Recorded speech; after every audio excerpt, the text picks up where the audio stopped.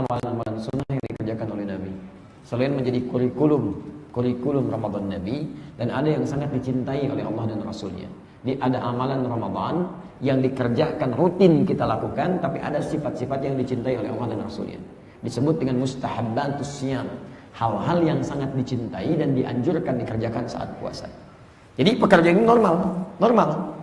Ya, misal, mohon maaf ya, buka, setiap orang puasa kan buka kan? Tapi ada sifat buka yang dicintai oleh Allah dan Rasulnya. Sahur, orang puasa sahur, tapi ada sahur yang disukai oleh Allah dan Rasulnya. Nah, seperti apa amalannya? Jangan-jangan selama ini Ramadan ke belakang amalan kita memang buka, tapi cara buka kita belum disukai oleh Allah. Cara sahur kita belum dicintai oleh Nabi. Barangkali diberikan Ramadan tahun ini supaya kita bisa melengkapi Ramadan kita yang lalu-lalu. Karena boleh jadi ini terakhir Ramadan untuk kita semua, belum tentu mendapati Ramadan yang akan datang. Saya mohon kepada Anda semua, tolong seriuslah dalam berbekal amalan. Saling mendoakan, saling menguatkan. Karena kita tidak tahu kapan kita kembali. Demi Allah saya katakan, sebelum saya berangkat ke Bandung, saya mengajar di Bekasi. Beberapa jam sebelum berangkat, saya masih mengajar. Tepat ketika saya menyampaikan kalimat itu, bertakwalah kepada Allah, siapkan diri kita. Bertobatlah Anda, perbaiki diri kita. Tiba-tiba di samping saya mengatakan, Ustaz, mohon penting, bagi Pak Fulan cepat pulang ke rumah. Cepat pulang ke rumah. Ketika disampaikan kalimat itu, ternyata di saat yang bersamaan ada istri dari jemaah yang sedang talim meninggal dunia menghadap pada Allah Subhanahu wa taala. Yang ingin saya sampaikan, kita tidak tahu kapan kita akan pulang. Kapan kita akan kembali. Kalau Anda sadar kapan pun akan kembali kepada Allah, mungkin meninggal dalam keadaan apapun. Ya, dan tidak ada syarat untuk meninggal kecuali ajal tepat pada waktunya. Dan mohon maaf, persoalannya kita tidak tahu ajal kita kapan tiba. Mungkin keluar dari masjid ini, mungkin sedang di masjid ini, mungkin di mobil, mungkin di rumah, kita nggak bisa pilih.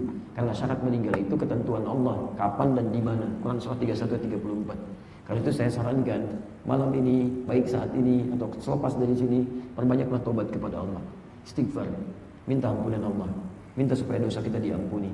Coba cek berapa dosa yang pernah kita lakukan. Sebagai seorang anak, berapa kali kita mengecewakan orang tua, maksiat, membuat orang tua menangis. Sebagai suami, sebagai istri, berapa kali melakukan perbuatan tidak layak, bermaksiat kepada Allah, berkhianat dalam rumah tangganya. Kepada anak-anak, Anda dititipkan oleh Allah anak-anak supaya Anda rawat dengan baik. Ada orang berharap dapat keturunan, belum dititipkan oleh Allah. Anda dititipkan oleh Allah, nggak dirawat dengan baik. Berapa dosa yang sudah Anda hadirkan? Orang tua yang lain mendidik anaknya supaya hafal Quran, rajin sholat. Anda ngejar-ngejar dunia, dan Anda menginginkan anak Anda jadi soleh. Apa tidak bertentangan dengan cita-cita Anda di situ? Sudah sekarang masanya akhirat, bukan cuma dunia. Kalau cuma ngejar dunia, Anda ketinggalan, jauh ketinggalannya. Jauh ketinggalan demi Allah saya katakan. Jangankan dengan orang beriman, dengan orang yang belum beriman pun Anda ketinggalan jauh. Anda pengen ngejar juara matematika, anak orang sudah juara olimpiade. Apa yang mau Anda kejar? Tapi apakah mengantarkan ke surga? Tidak. Ya, tidak, belum tentu.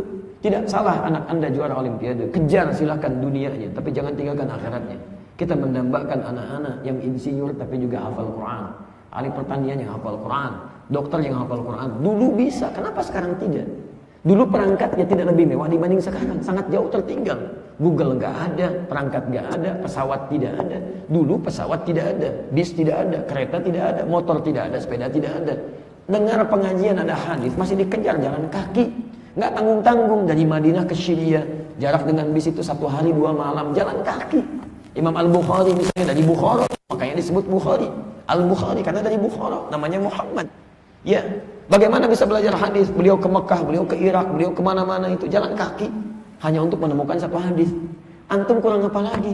Perangkatnya ada, mobil ada, motor ada, kendaraan ada, masjidnya enak, lengkap, live juga, ustadznya datang sendiri, nerangin sendiri, nulis sendiri, ngapus sendiri, segalanya ada. Anda belum tergerak untuk berubah dan mau belajar, Anda perlu apa lagi sih sebenarnya? Coba jalankan baik-baik gitu kan, perbaiki diri kita. Selesai. Kalau yang pengen ribut-ribut tinggalkan. Kita maslahat saja yang kita ambil. Ambil kebaikan, perbaiki diri kita, perbaiki rumah tangga kita, perbaiki bangsa kita, berikan yang terbaik. Kalau semua orang Indonesia mestinya baik, Indonesia juga jadi baik. Selesai sudah. Jangan dibalas misalnya, mohon maaf, keburukan dengan keburukan yang sama, itu bodoh. Tidak tepat. Jelas ya? Maka mulai dari diri kita, kalau Anda belum bisa berlomba dengan orang soleh, berubah jadi baik, maka setidaknya berlomba dengan para pendosa untuk meningkatkan tobat dan istighfar. Maka kita mulai dengan bagian pertama. Hunaka umuran yustahabbu lis-shaimi an yura'iyaha fi siyami. Terdapat beberapa hal yang dipandang amalan itu jika dikerjakan sangat dicintai sangat dicintai oleh Allah dan Rasulnya bagi orang-orang yang berpuasa. Wala siyama siyamu syahr Ramadan, terlebih jika itu dikerjakan pada saat puasa Ramadan. Apakah hal-hal dimaksudkan? Bahkan lima fiha min fadaila ijtima'iyyah, bahkan di dalamnya terdapat keutamaan-keutamaan, tidak hanya keutamaan dalam bentuk syariat, tapi keutamaan dalam lingkup sosial, khalqiyah wa ihtinami lil ajril jazil. Ya, dan juga manfaat bagi pribadi serta bisa meraih ladang pahala yang cukup banyak. Jadi ini selain dicintai oleh Allah dan Rasulnya, juga ada manfaat untuk pribadi, manfaat secara sosial, juga bermanfaat untuk melahirkan pahala-pahala yang banyak. Apa diantaranya? Satu, ta'jilul fitri. Ta'jil. Ingat ada ta'jil, ada ta'jil. Itu beda. Bismillah. Ta'jil fitri.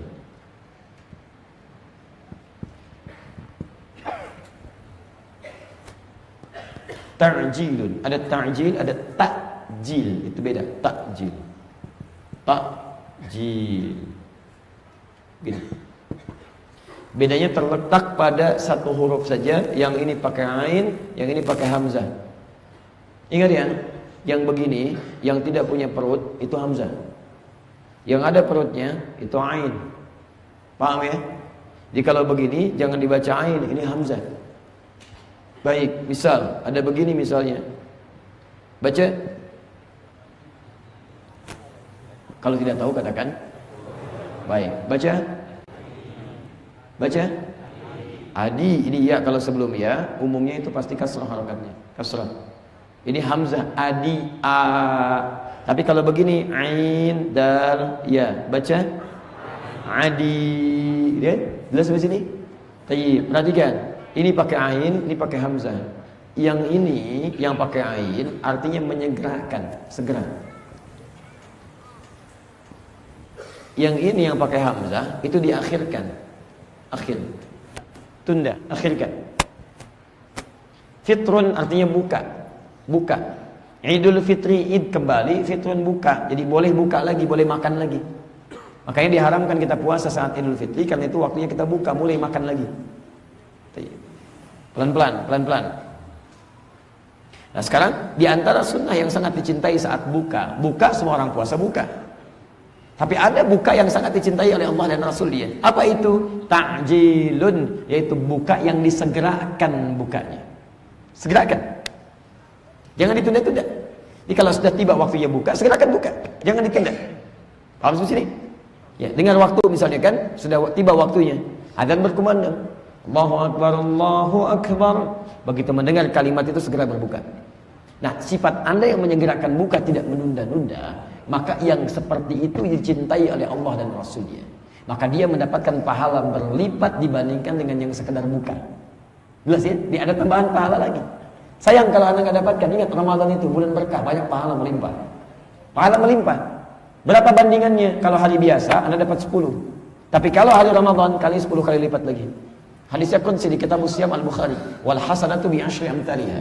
Kebaikan yang dikerjakan di bulan puasa, setiap satunya dikali 10 kali lipat lagi hari biasa. Sekali kali 10 kali lipat. Jadi kalau Anda nggak dapatkan, ingat ya, setiap ada peluang pahala, cepat ambil, cepat ambil. Karena kalau sudah lewat dari Ramadannya, limpahan pahala kita dapatkan lagi. Itu semua. Baca Al-Quran, Anda satu hurufnya misalnya sekarang masih 10 kebaikan. Ya, Alif Lam Mim. At-Tirmidzi nomor hadis 2910. Man qara'a harfan min kitabillah falahu asyru hasanat. Siapa yang baca satu huruf dari kitab Allah, setiap hurufnya 10 kebaikan. Alif Lam Mim 3 huruf, 3 kali 10 30. Ramadan Anda bacakan kali 10 lagi. Berapa? 300. Dirugi kalau Anda Ramadan enggak baca Quran. Makanya perbanyak bacaannya, perbanyak. Pasang target. Pasang target. Ya, kalau misalnya hari-hari biasa one day one juz, sehari 1 juz, maka Ramadan one day misalnya 2 juz, 2 juz. Ya, 3 juz, 4 juz, maksimalkan. Bagi, kalau bisa setiap jeda waktu sholat itu bisa membaca 1 juz Al-Quran. Bagi waktunya. 1 juz itu kan berapa? 141 ayat. 141 ayat di Al-Baqarah ini dari subuh sampai dengan duhur. Subuh jam 5 misal, duhur jam 12, berapa? 7 jam. 7 jam, 141 bagi 7.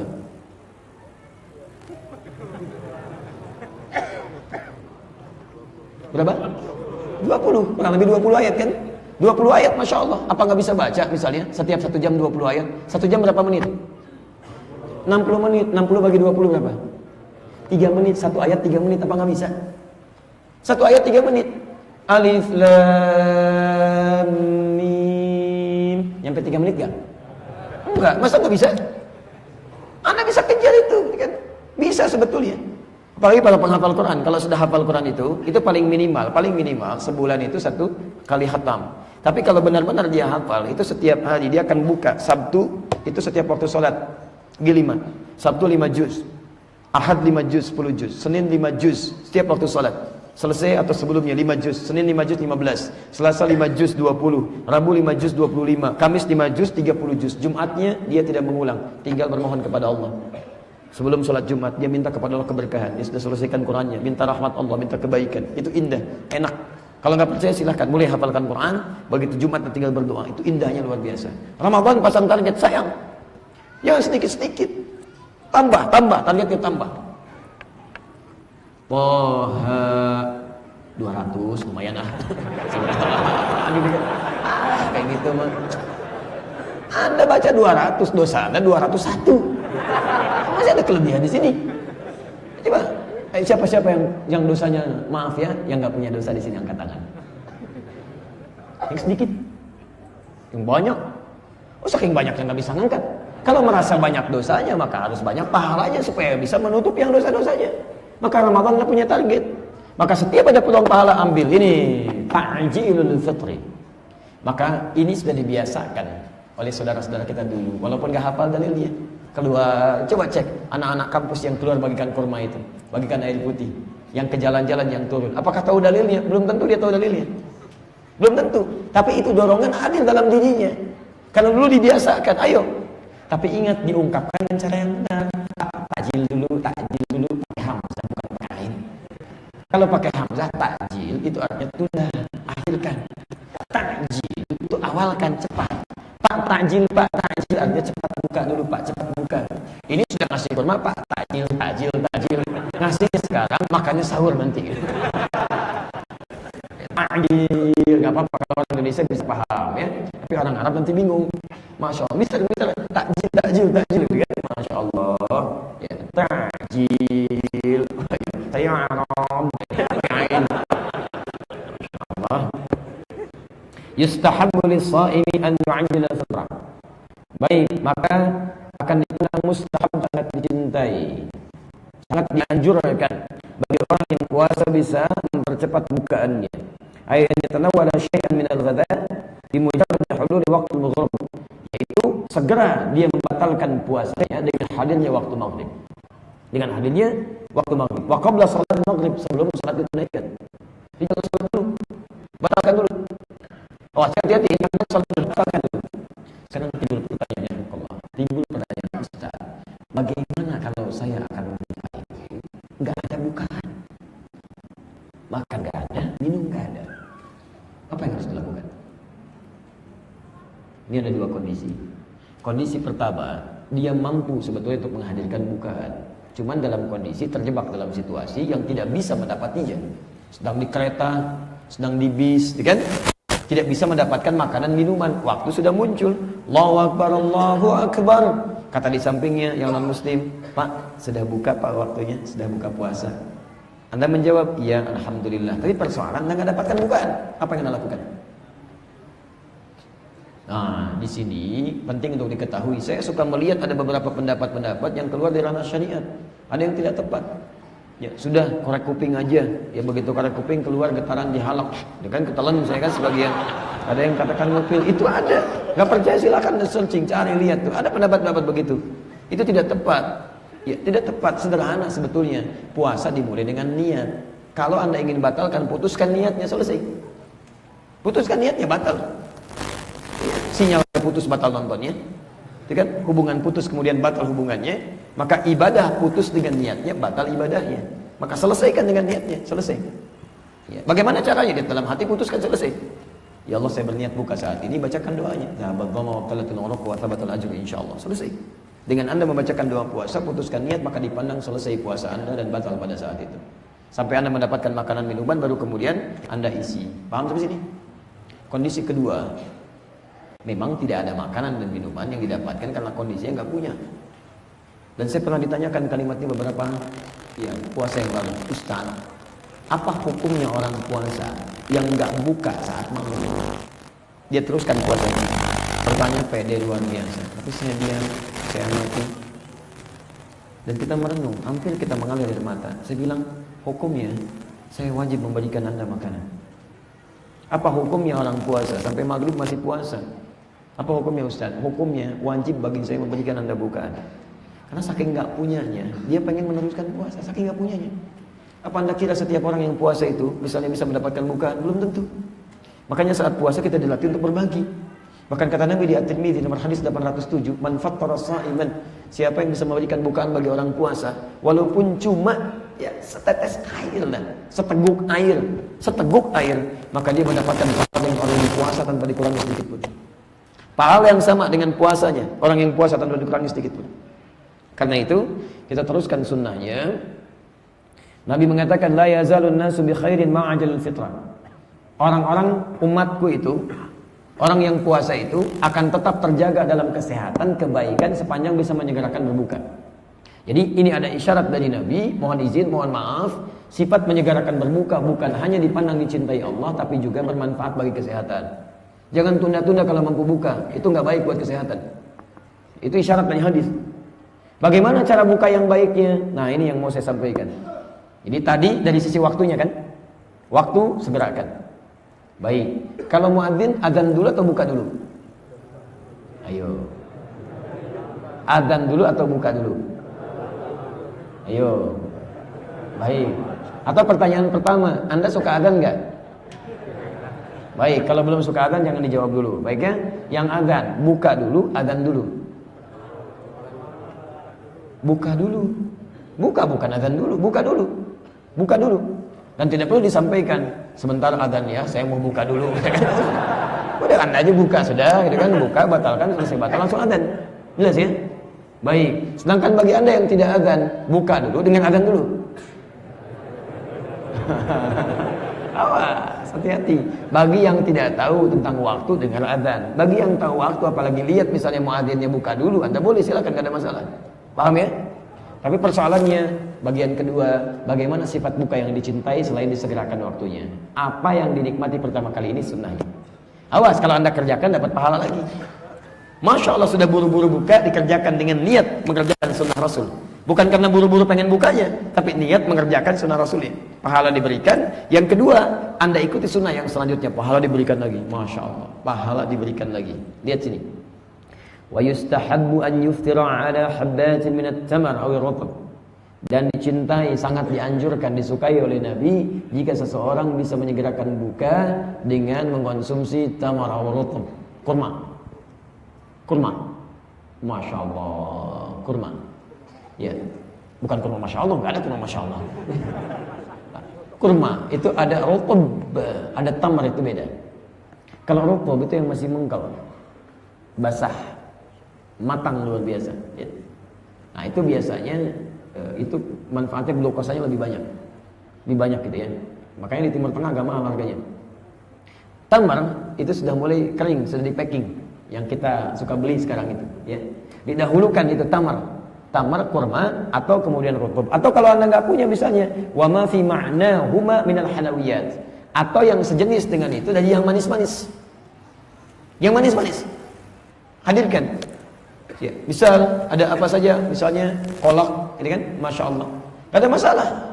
Jangan paksakan kalau nggak ketemu kurma, kolak nggak ada masalah. Yang penting semakna dengan itu. Kenapa? Supaya bisa mendahulukan, karena ini kan menyegerakan sebelum sholat maghrib. Supaya untuk sholat Anda punya energi. Karena sesuatu yang menghasilkan glukosa, yang manis-manis itu lebih cepat diserap ke dalam tubuh, menghadirkan energi sementara waktu sehingga bisa digunakan untuk aktivitas yang lainnya. Maka kalau ada kurma itu bagus, silakan. Kalau bisa ganjil gitu kan, witir 1, 3, 5 dan sebagainya. Tapi kalau tidak ada, cari yang manis-manis, kolak, nggak ada masalah. Silakan, nggak usah dipaksakan. Tapi jangan juga berlebihan. Oh ini kita orang Indonesia, tidak harus kurma. Tradisi kita kolak. Ayo hadirkan kolak. Jangan juga berlebihan. Kolak itu maksudnya kalau tidak ada kurma. Jadi jangan dipandang Indonesia begini, hadirkan Indonesia. Masya Allah, Indonesia itu Masya Allah bukan Arab. Jadi nggak apa-apa makanan Indonesia juga, silakan. Ciri khas Indonesia jengkol, buka karena pakai jengkol. Ada masalah gitu kan?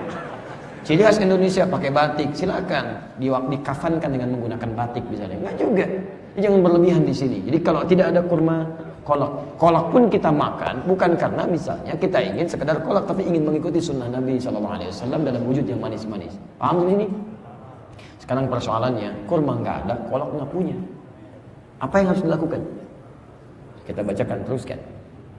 Fa illam yajidis shaimu tamaran aw rataban wa fi ma'nahuma, dan jika seorang yang puasa tidak mendapati kurma, rotab atau yang sejenis dengannya seperti kolak tadi, hasawatin minal ma', cukuplah dia meneguk beberapa tegukan dari air. Air apa? Bukan, air bening. Air putih nggak bisa gitu kan, warnanya putih, bening. Minum yang bening, jernih, supaya basah tenggorokan, lega kita, dan setidaknya membersihkan hal-hal yang menghambat dalam tenggorokan kita. Jadi kalau sekiranya nggak dapatkan misal yang manis-manis, cukup kita berbuka dengan air. Jelas di sini? Jangan dipaksakan, itu sunnahnya. Jangan berlebihan, jangan takut juga, dan jangan merasa kita kecil dibandingkan yang lain, tidak. Anda ketika nggak menemukan kurma, minum air misalnya, ketika Anda minum, maka itu nilai pahalanya sama dengan yang makan kurma. Karena au fi ma'nahu ma'au itu harful ikhtiar. Ikhtiar dengan makna yang serupa. Jadi ada pilihan di situ yang memberikan dampak yang lebih baik. Paham ya? Baik. Jadi nggak ada masalah. Ya. Iya, baik, sebentar ya. Insyaallah. Enggak apa-apa ya, enggak apa-apa. Tidak mendapatkan kolak jangan nangis ya. Enggak apa-apa. Kita cari. Enggak apa-apa. Hadirkan yang enak-enak, yang nyaman ya. Ya, walaupun tidak ada kolak, Masya Allah, segelas air kalau kita saling memandang manis rasanya. Masya Allah, luar biasa. Pas buka lagi, Masya Allah. Alhamdulillah ya Allah.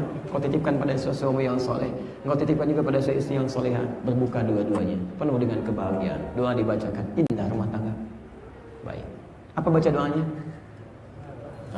Yang ketiga, dan saya berakhir dulu di sini pada bagian yang ketiga. Teman-teman sekalian, ada dua jenis doa yang biasa dibacakan saat buka puasa. Doa pertama apa? Kalau tidak tahu, katakan, sudah jangan banyak dipikirkan, kebanyakan mikir telat nanti ya. Telat ya, telat. Awas hati-hati. Apa doa yang pertama? Wallahu a'lam. Masya Allah. Begitu buka, hidangan sudah disiapkan. Wallahu a'lam. Luar biasa. Hebat lah. Satu, doanya doa pembuka. Doa pembuka.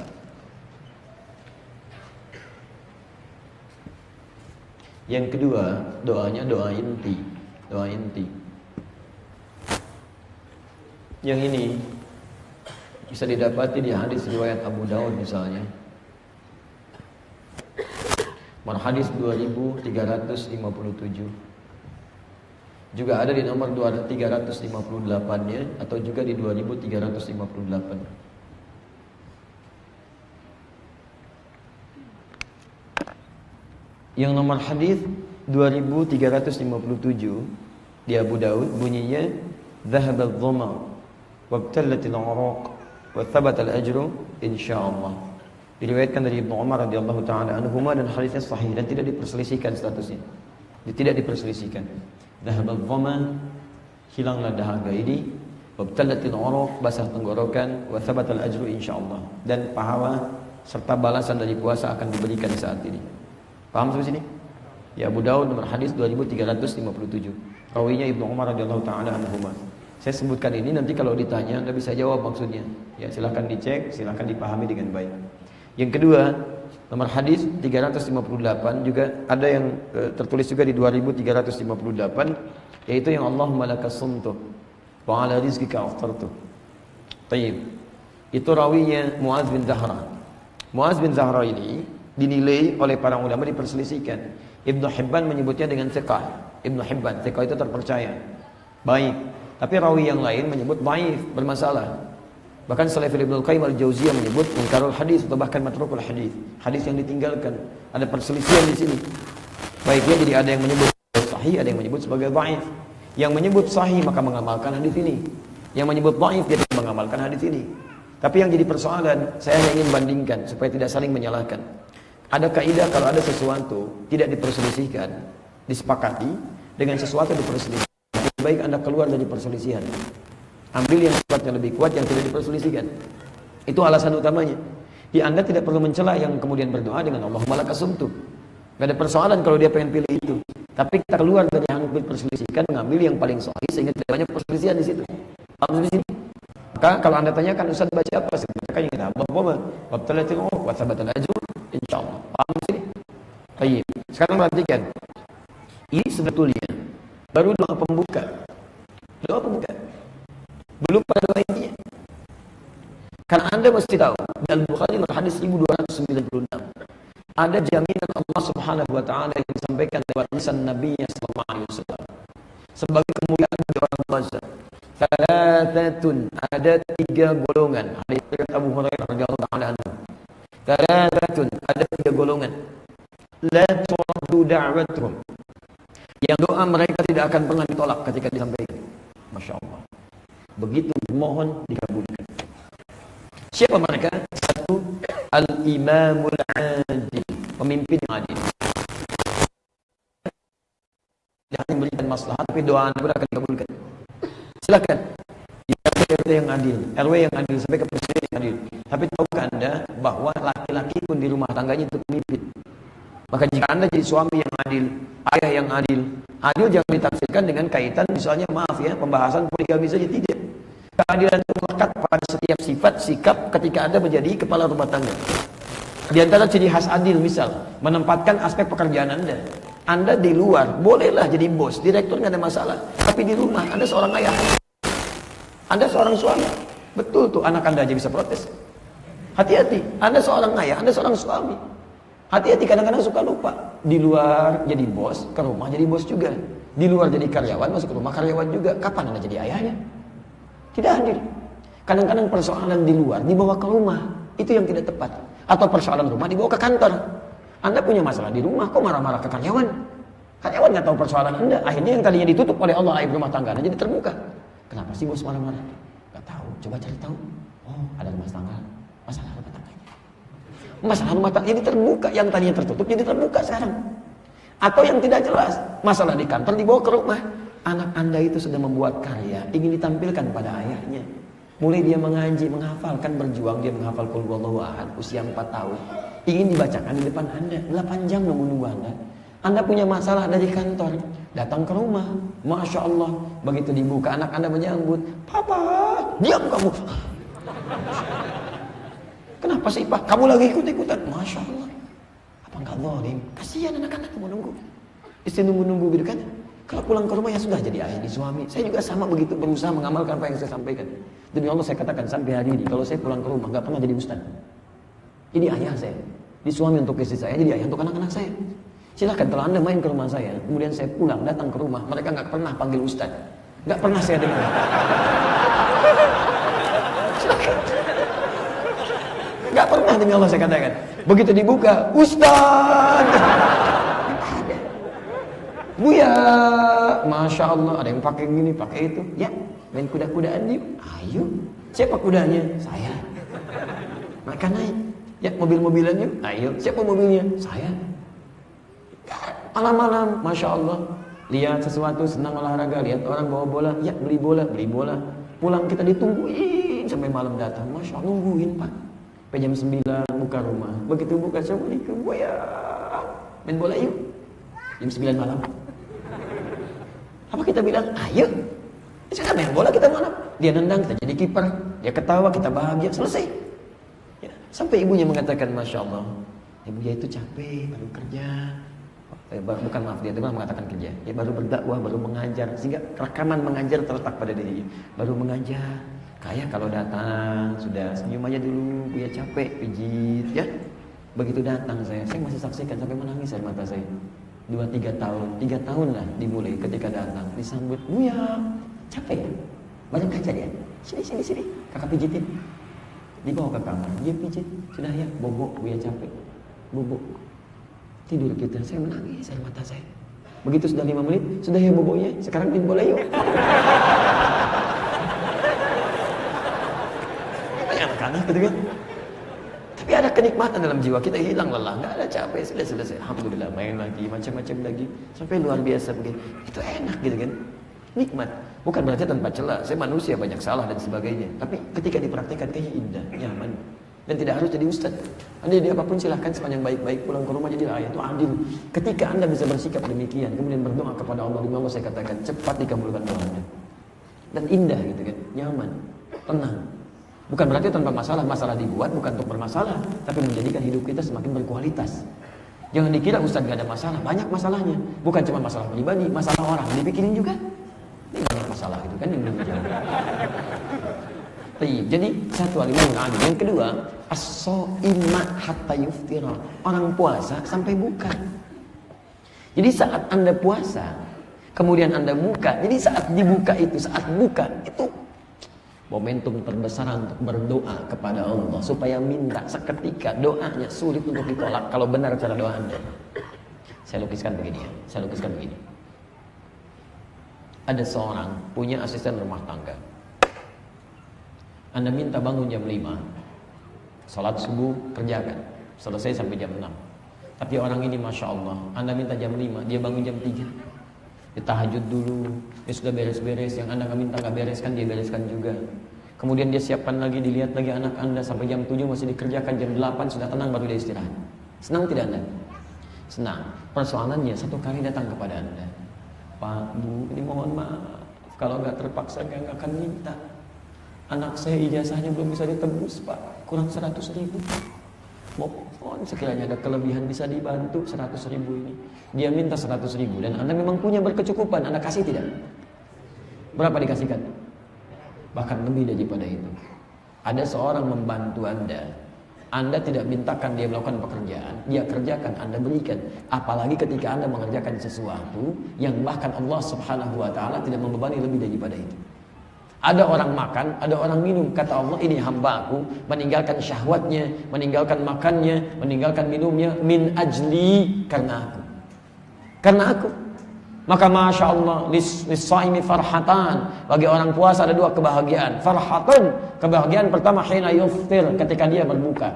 Kenapa orang puasa ini bahagia ketika berbuka? Selain karena senang dia buka, karena pada saat itu thabatal ajru insyaallah. Pahala puasanya akan diberikan. Ajrun itu bisa berarti pahala yang diberikan saat di akhirat, makanya dia bahagia saat di akhirat. Yang kedua, yang makna pertamanya adalah bonus yang diberikan di awal. Panjar diberikan di awal. Apa di antara bonusnya? Tawaran untuk dikabulkan doa-doa dari Allah Subhanahu wa taala. Makanya ketika Anda mengatakan wa thabatal ajru insyaallah, dhahabat dhamma, hilang dahaga ini. Wabtalatil uruq, basah tenggorokan. Wa thabatal ajru, sekarang ada janji Allah yang akan diberikan dan pahala nanti akan dikumpulkan. Apa di antara janjinya? Doa-doa akan dikabulkan. Makanya setelah membaca yang tadi itu, Nabi bismillah, Nabi membacakan itu, isi dengan doa dulu. Jangan yang lain-lain dulu. Makanya setan di situ cukup jenius dia. Setan sekarang pintar-pintar, hati-hati. Dulu ulamanya yang pintar-pintar, setannya terlampau bodoh. Sekarang orang kebanyakan tidak mengerti, setannya yang lebih pintar. Maka kita harus belajar teori-teori supaya lebih pintar dibandingkan dengan setan. Setannya pintar sekarang, diarahkanlah Anda kepada santapan-santapan pembuka sehingga lupa untuk meminta. Dhahabat dhamma, yang penting doa sunnah, doa nyunnah. Dhahabat dhamma wa tadatul ruku wa thabatul insyaallah. Wa thabatul ajru insyaallah. Ayo mana juz al-fakatnya? Ayo mana kolaknya? Ayo mana sekutangnya? Kumpul. Masya Allah, sehingga lupa dengan berdoa. Pada saat itulah kemudian Anda diam. Coba ingat, mungkin pekerjaan di kantor yang susah itu, memang itu waktunya untuk minta kepada Allah. Mungkin persoalan rumah tangga yang belum selesai itu, memang itu waktunya untuk memohon solusi. Mungkin anak Anda yang sulit di sekolah itu, memang itu waktunya untuk meminta kemudahan. Mungkin jodoh yang belum datang itu, itulah waktunya untuk memohonkan kepada Allah kebaikannya. Segalanya. Minta. Itu ternyata yang punya teorinya kita, Pak, Bu. Tempat lain gak ada. Saya punya koleksi kitab-kitab di kepercayaan lain. Saya gak temukan kalimat itu, cuma di kitab. Silahkan yang kepercayaan lain sudah mulai terbiasa, bahkan ketika akan makan tangan dilipat, mulai berdoa minta dengan bahasa dia. Ya, duhai Bapa di surga, Mama ada di mana, bisa dia.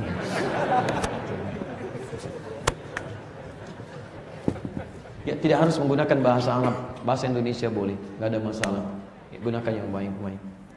Paham ya?